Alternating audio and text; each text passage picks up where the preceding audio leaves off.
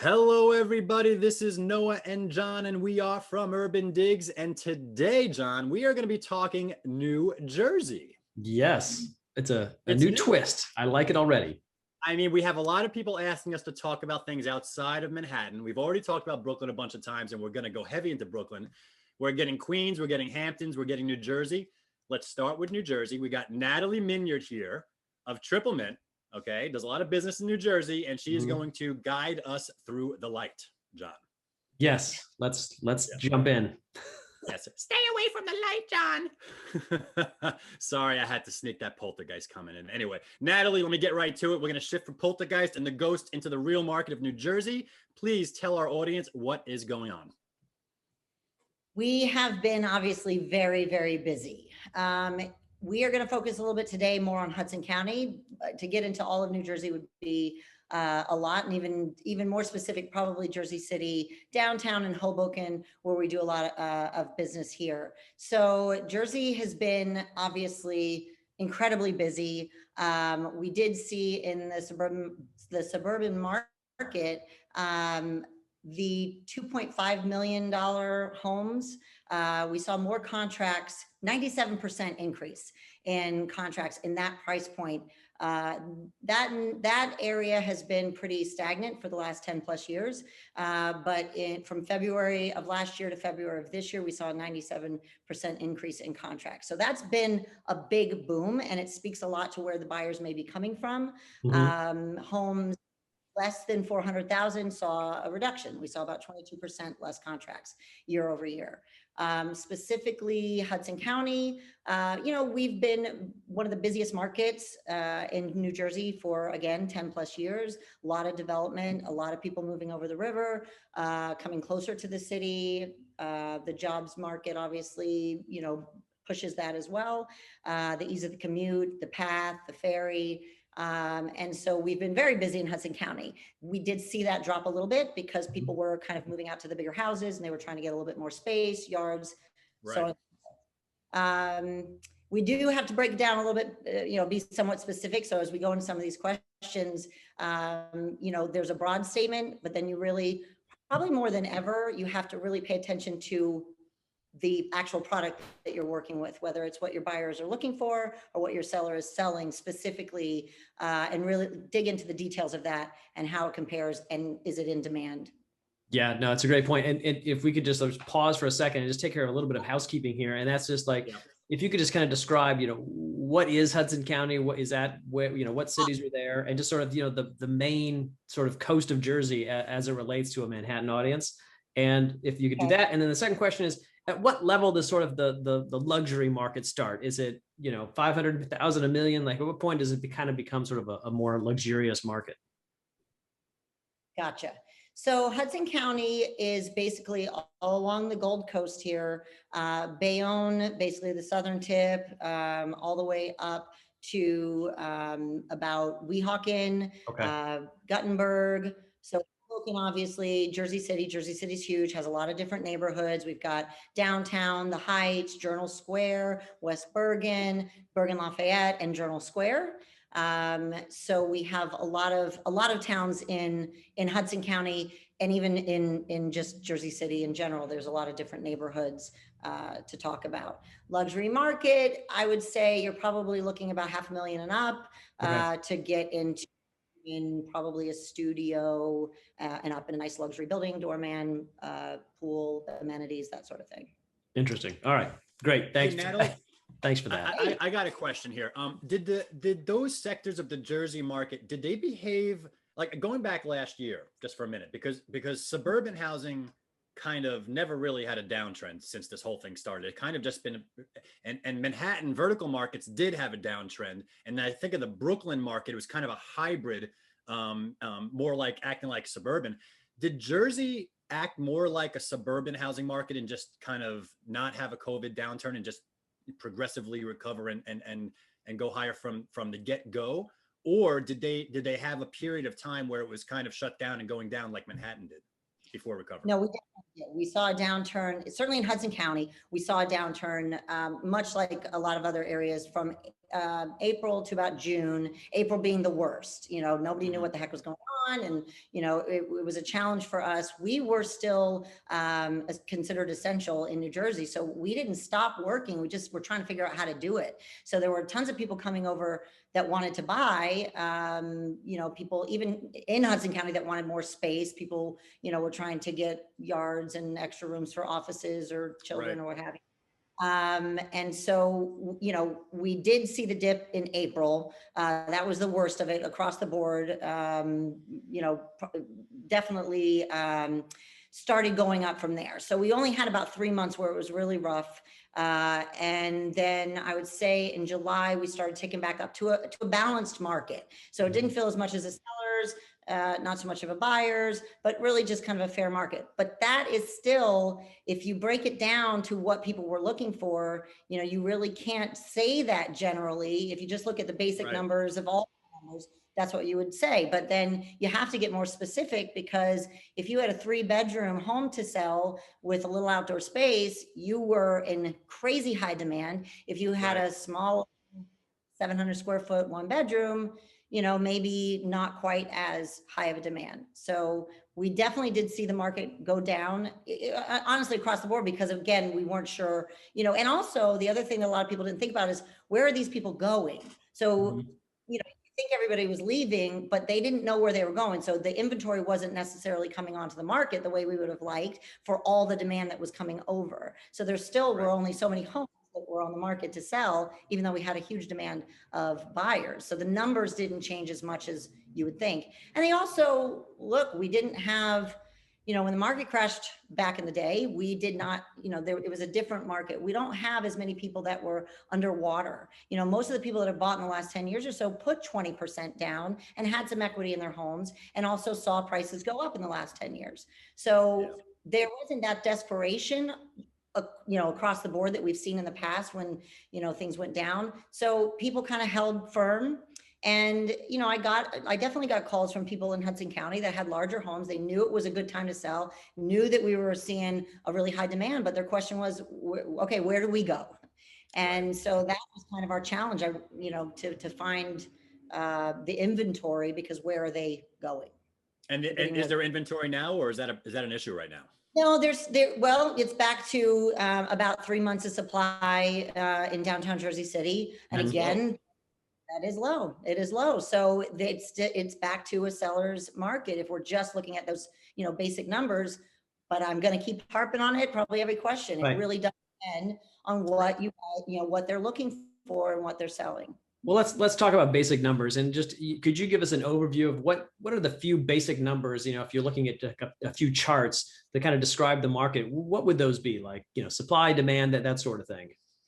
So we had in I guess compared to Jersey City and Hoboken, and we'll talk downtown Jersey City, Hoboken. That seems to be a similar buyer market. We saw one families, because that was a pretty big demand. So one families pretty much came back up to 2018 numbers. If you guys want specific numbers, in downtown Jersey City in 2018, we saw about 27 one families sell in 2018, and the average median price point was about 1.2. That dropped in downtown Jersey City in 2019 to just under $1 million was the median, and there were 40 homes that sold. So quite a jump. We didn't see that same jump in Hoboken, and I can touch on that why in a moment. In 2020, it actually went back to 2018 numbers, almost exactly. So that little dip that we got in 2019 in downtown Jersey City actually went back up to almost the 1.2 mark for for a single family home.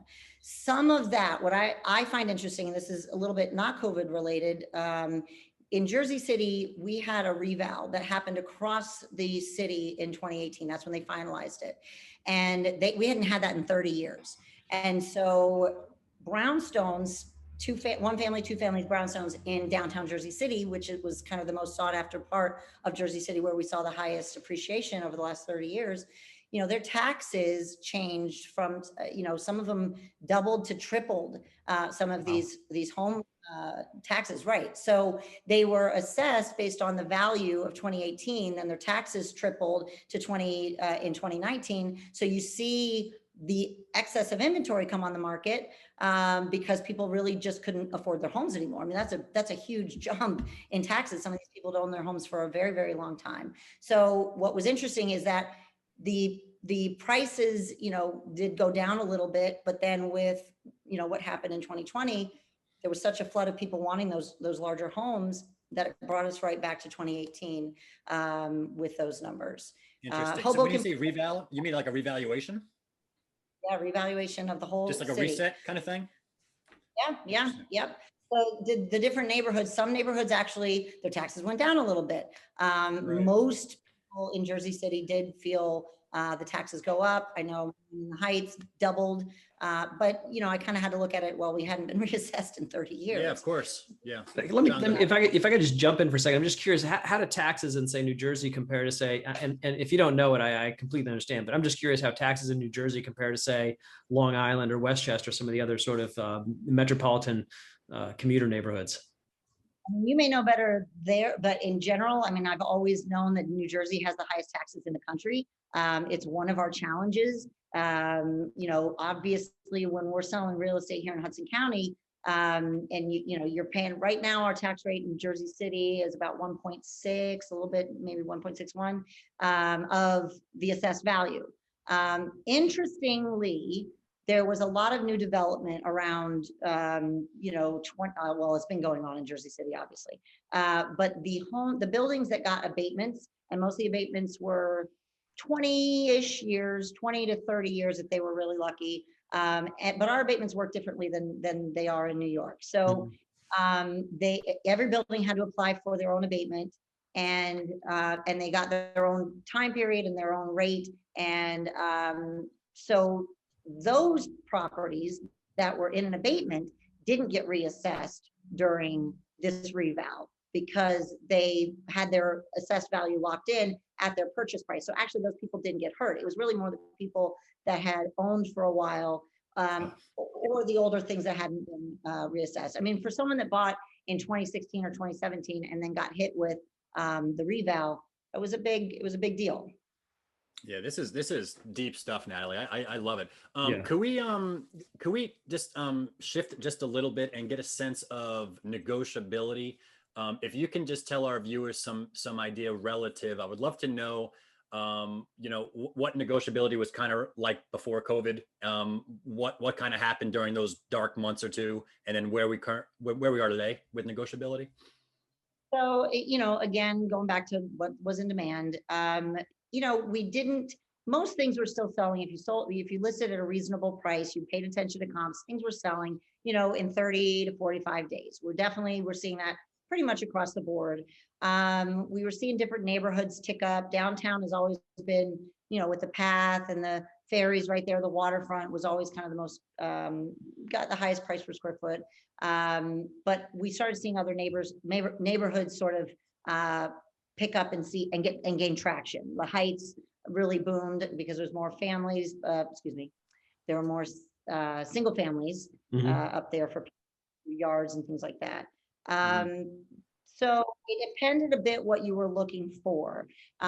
During the April, probably to June of last year, you really had some wiggle room if you were in, again, I'm going to say this, a studio, 1 bedroom. Our market here is so condo strong. You definitely had some room to negotiate a bit. Smaller apartments that were out of favor. Right. Yeah, Smaller apartments that were out of favor. But even then, but even then, did it have some outdoor space? Was it facing south? Did it get a lot of light? A lot of these things, higher ceilings, newer finishes. There's so many different factors to even that. What we saw in the construction back maybe 10 to 15 years ago, developers built larger homes. We saw higher square footages, where we're seeing now, you're lucky maybe then you see maybe 750 to 800 square foot one bedrooms would be the average size. Now you're lucky to see, 650 to 700. So what I'm finding interesting is that some of the buildings that, would be considered a little bit older, 10, 15 years old, but had larger footprints, even though the finishes are maybe a little bit outdated at this point, there was a demand for those larger footprints that maybe weren't as exciting, just a year ago. Right. To go get something. So I've seen that adjust a little bit. Well, interesting. So let's talk about the new stuff that's coming on and what's happening in the new development sector. I mean, Manhattan and to some extent Brooklyn has its own issues with new development. It's it's its own beast. The data is very opaque. There's a lot of talk about what's the actual inventory out there. But we have a good sense of what has been being built and what the inventory looks like. And I'm just curious, like when you look at the New Jersey new development sector, what kind of properties are being built and what does that inventory look like? And is there demand for it? Yeah, great question. So I'm pretty sure there's about 7,000-ish units right now for rental being built in Jersey City as a whole. There's a lot of new development going on the west side, over like off 440 and in the West Bergen area. So we're going to see a lot of new stuff happen in that neighborhood. Downtown along the waterfront, always, big high rises coming in, mostly rentals though. I can only think about two of the larger buildings, 99 Hudson, and then you got Park and Shore over by the Newport area. You're going to have maybe some of the smaller buildings, 70 units or less, in the more western part of downtown Jersey City. You might see some condos coming in over there. But 99 Hudson and Park and Shore are really the only new development where you're still buying something that no one else has lived in, available right now. And that, has definitely been a demand, brand new. Right. And what is the makeup?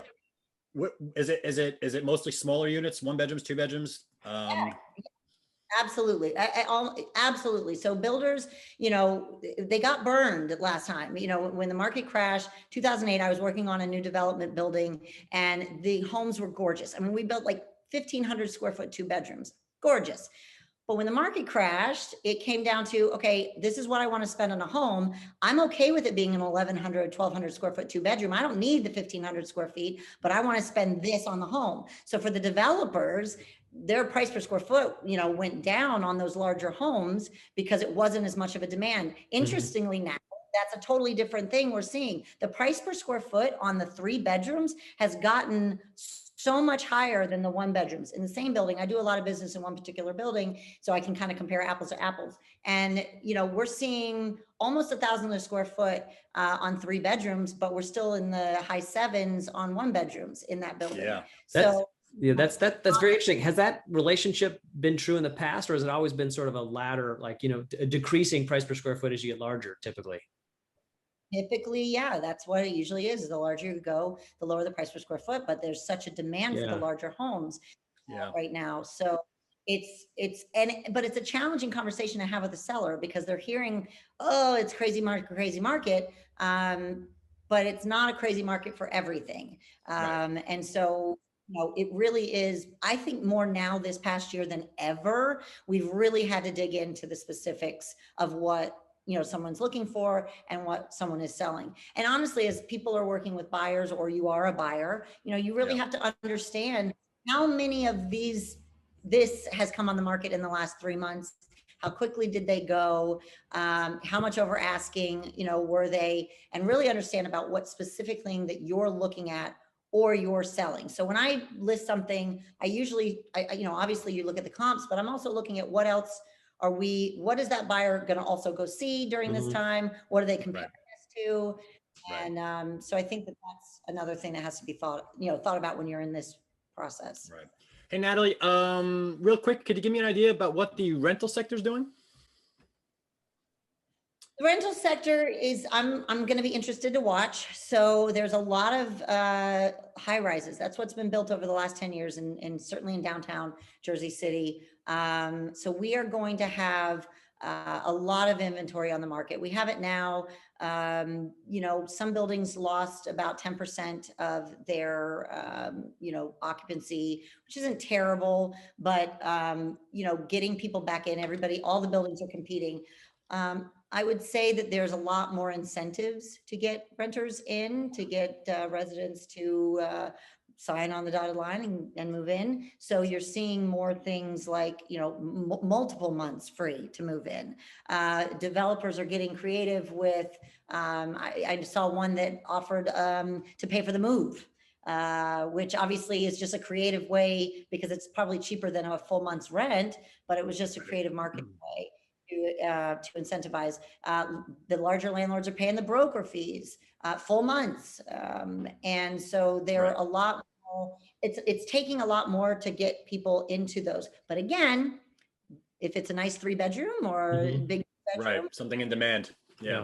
Demand. So you'll see that it says, you know, you'll pay attention. The incentives are for specific homes and not across the board. Now, to that, if you're an individual owner that maybe has a condo that you bought as your first home, a 1-bedroom or a studio that, you know, you moved on to something bigger, but you held on to it because it was a great investment, you've been renting it for a few years. We saw a big shift there, because landlords are now getting considerably less rent. I would say at least 10 to 15% less. When these renewals came up, it was, you know, a rough time to be showing, to, you know, obviously negotiating. And the smaller landlord, you know, just regular guy that's got an extra spot, they can't compete with these. You know, how can you give up 4 months of rent and pay the, you know, a lot of these bigger buildings are doing discounted security deposits. I can't encourage my owners, my landlords, to do that. So the challenge we've seen for the individual owner that has maybe a 1-bedroom or a studio they bought as their first, you know, time buyer home, that kept it and decided to rent it out because it was a good investment. During this market that we saw last year, instead of maybe putting it back on the market to rent, because obviously to compete with these bigger developers, that these larger landlords that are giving away 2, 3, 4 months. I mean, I saw something in Weehawken that was 6 months free, you know, and they're paying the broker fee, discount security deposits. It's very hard for the individual owner that just has one little condo to rent to compete with that. And rather than take not only the hit on the monthly rent, but then have to pay more incentives to get a tenant in there, we saw more of those coming on the market. My landlord said, you know what, it's time. I really never planned on being a landlord. This was a lot. Let's put it on the market and sell. The challenge with that is now we're putting back on the market more of what was not necessarily in high demand in the first place at this point. Yeah, and that's a fantastic point. If we could sort of, you know, I think we're running out of time. If I could just wrap up on that point, and that's, you know, with the caveat that talking about the market is great, but it's just the market, and really everything kind of comes down to sort of the individual buyer, the individual seller, the individual property. If you're looking for value these days, where would you take a look? You know, like I said, Jersey City has a lot of different neighborhoods, and I believe that it's going to keep growing. There's just so much development happening, and there's so much opportunity here. Hoboken was solid. Hoboken didn't really get affected too much during all this. As things were selling, people were buying. So we saw a pretty decent market here in Hoboken. I would say be open to doing some work. If you're open to not taking on, if you're open to not taking a turnkey place, that you're able to do a little bit, renovate some bathrooms, renovate a kitchen. There's a lot of programs out there that would give you, you know, cash to do that. You're not competing with quite as many people. During this time, people wanted something they could move right into, that they or two they could. I mean, who had time for a renovation? We're working, we got kids, it's, you know, home schooling. It was just a crazy time. So if you were willing to go in and grab something that needed a little bit of love, you definitely had an opportunity. Plus, On the smaller units, you know, if you are someone that's been renting for a while and maybe it's time that you want to, you know, dive in and purchase something and start paying your own mortgage instead of somebody else's, you know, a 1-bedroom is not a bad idea in this wonderful market that we know is going to be in demand forever and ever right outside of Manhattan. And so I think that there's opportunity there because the prices have gone down a little bit, but also because sellers are having to be more accommodating to some contingencies in that market. You know, back, you know, a year and a half ago, if you came in with 5% down, you probably were going to be beat out by someone that was putting 20% down. In the market right now, with people looking, you know, you might be able to get in for 5% down. And with rates as low as they are, when you do the monthly numbers, it still makes sense to go ahead and buy something with just that little bit of down payment. You know, and the larger stuff, people are having to forego home inspections. They're having to waive appraisals. They're having to put tons of, you know, money down. You don't see that in the smaller, No. Yeah, I've seen this story before, again, with the 5% down, and now, and next thing you're gonna tell me is that the ninja loans are coming back. I mean, I don't know, interest only. I just hope we're a little bit more prudent this time around, so the housing market doesn't do, you know, stupid, silly things from the excess. But Natalie, this has been a nice glimpse outside of our normal world into New Jersey. So thank you so much for your time. Natalie Miniard from Triplemint talking about New Jersey. Great stuff. That is John Walkup over there. I am Noah Rosenblatt over here. We're both from UrbanDigs. This has been Talking Jersey, and we'll catch you next time. Thank you, Natalie. Thanks, guys.